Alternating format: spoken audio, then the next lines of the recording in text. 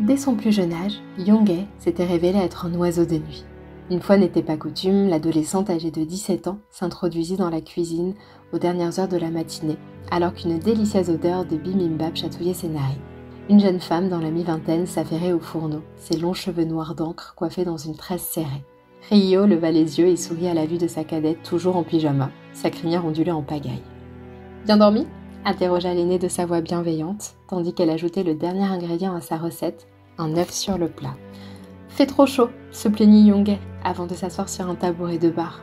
Ryo inspecta la porte vitrée doublée d'une moustiquaire, une moue pensive gravée sur le visage, tandis que la plus jeune s'emparait de baguettes. « Les jours se rafraîchissent enfin, pourtant, déclara-t-elle. « Fait quand même trop chaud, Jean Yingui. » Et elle enfourna une bouchée de bibimbap. Ryo l'observa un moment avant de poser les coudes sur la table haute et d'appuyer la tête sur ses pommes, ses grandes prunelles rondes ancrées sur celle encore à moitié endormie de sa cadette. « C'est le stress qui t'empêche de dormir ?» la taquina-t-elle.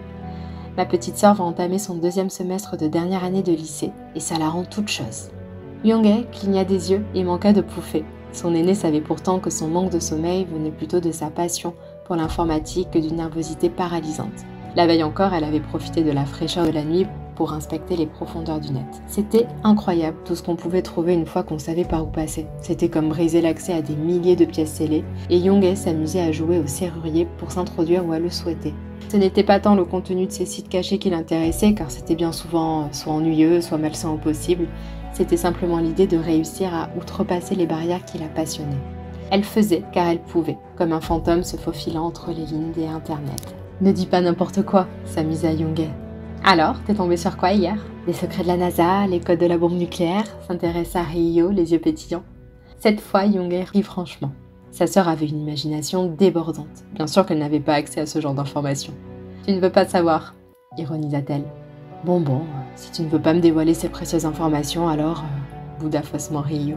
Yoongae allait répondre par une boutade, mais deux voix s'élevèrent du couloir pour venir les rejoindre dans la cuisine. Yoongae, le cadet de la fratrie, âgé de 14 ans, aussi appelé la grande asperge par ses aînés depuis qu'il avait eu une poussée de croissance pendant l'été, souriait, apparemment de très bonne humeur dès le réveil.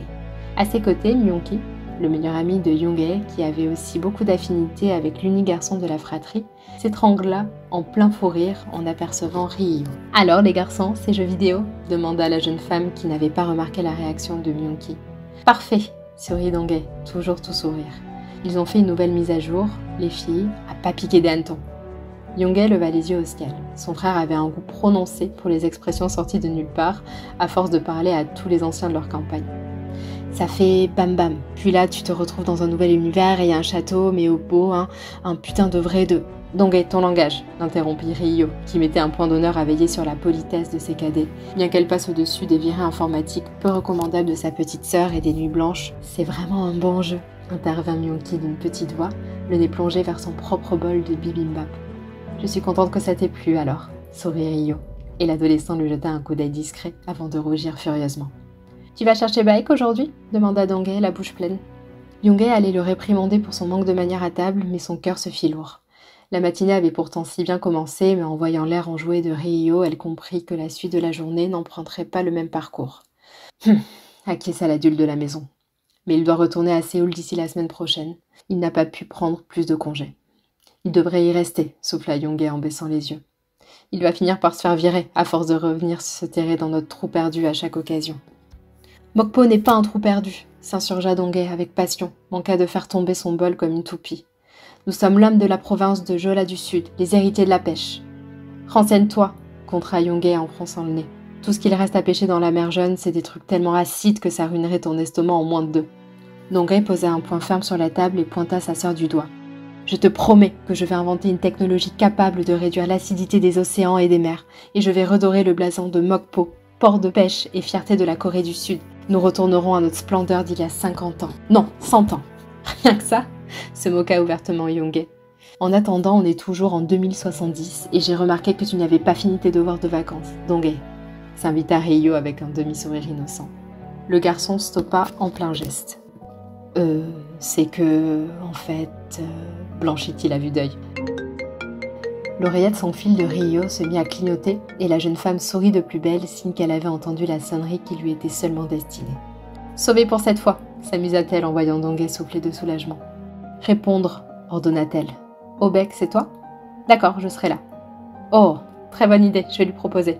À tout à l'heure, chérie. Le cœur de Young-hee plongea encore plus dans sa poitrine et il lui sembla qu'il se frayait un passage entre ses côtes pour s'alourdir dans son estomac. Tout d'un coup, le bibimbap ne lui faisait plus autant envie et elle posa ses baguettes à côté du bol, dégoûtée d'elle-même. Young-hee, Baek propose qu'on aille visiter le nouveau magasin informatique qui a ouvert à Muan. Tu sais, celui qui propose aussi des marques chinoises et japonaises en avant-première, dit Ryo avec le ton émerveillé qu'elle prenait à chaque fois qu'elle trouvait que son petit ami avait une idée fabuleuse. Tu vois qu'on n'est pas un trou perdu, grinça Donghae qui n'avait toujours pas oublié l'affront de sa sœur. Non merci, ça va vous faire un détour, objecta Young-hee, qui, bien qu'elle sache que son refus blesserait Ryo, ne pouvait se résoudre à agir autrement. L'aînée fronça les sourcils, peinée.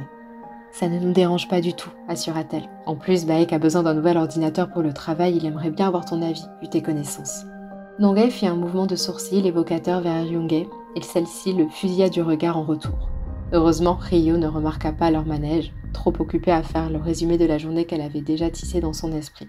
« Ça ira, Ryo », l'interrompit Young-hee, plus sèche qu'elle ne l'aurait voulu, et elle se mordit la langue.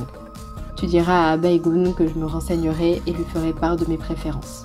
Moi non plus, je n'ai pas fini mes devoirs de vacances. » C'était bien sûr un mensonge éhonté, mais elle avait déjà la nausée rien qu'à imaginer passer les prochaines heures à tenir la chandelle. C'était ridicule, elle connaissait Baegun depuis son plus jeune âge. Il sortait avec Ryo depuis la rentrée au lycée après tout. Le garçon avait toujours mis un point d'honneur à entretenir de bonnes relations avec Young-hee et Donghae. Mais il avait justement été tellement présent dans leur vie que son cœur d'adolescente avait fini par craquer au sourire et taquinerie du jeune adulte. Depuis, la jeune fille supportait de moins en moins ses allées-venues dans leur chez eux et se montrait aussi froide qu'un iceberg dès qu'ils étaient dans la même pièce. Elle sentait bien que la situation embêtait le couple qui ne comprenait pas ce revirement et faisait son possible pour arranger leur relation, mais Young-hee avait besoin de respirer. Et ce n'était pas en passant la journée avec Baegun que ses sentiments allaient soudainement disparaître. Bon, soupira Ryo, déçu. Je pensais que tu avais déjà fini. Décidément, le côté lit de la famille laisse à désirer pour les études, reprit-elle avec un emprunt forcé, elle qui détestait voir le verre à moitié vide. Ton père est doué pour le travail scolaire ? Demanda Myung-ki, qui ne manquait pas une occasion d'en savoir plus sur Ryo. Ah, le monsieur Park, c'est quelque chose, répondit Donghae, avant de boire une grande lampée de jus d'orange. Un bon avocat qui a fait de bonnes études, mais maman l'a quitté parce qu'il travaillait trop, justement. Puis elle a rencontré papa, et ils se sont installés dans notre belle contrée. Tu ne perds pas une occasion de faire la pub de Mokpo, soupira Young-hee. Donghae arqua un sourcil dans sa direction avant de sourire et l'adolescente pria pour son âme. Tu es sûre que tu ne veux pas passer la journée avec Bak ? Aïe ! S'étrangla-t-il quand Young-hee lui enfila un gros coup de pied en pleine jambe. Tu disais ? Sourit la jeune fille, satisfaite de l'avoir coupé. Tu ne perds rien pour attendre, siffla le garçon entre ses dents. Bon, les enfants, c'est pas tout, mais je vais aller chercher Baegun du coup. Je reste joignable, dit Ryo, en pointant son oreillette du doigt. Gardez bien les portes et fenêtres fermées. Hier, un frelon a réussi à passer la moustiquaire et il faisait la taille de mon poing. Il cherchait Young-hee pour lui sucer le sang, dit Donghae qui n'avait apparemment pas eu assez d'un coup de pied, et s'en prit un deuxième pour la peine.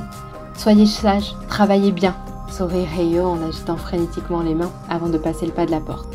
Le soleil du midi les aveugla, et l'instant d'après, la Coréenne avait quitté la maison, laissant un grand vide derrière elle. 2 heures plus tard, sa voiture fut retrouvée broyée, après avoir fatalement rencontré un camion.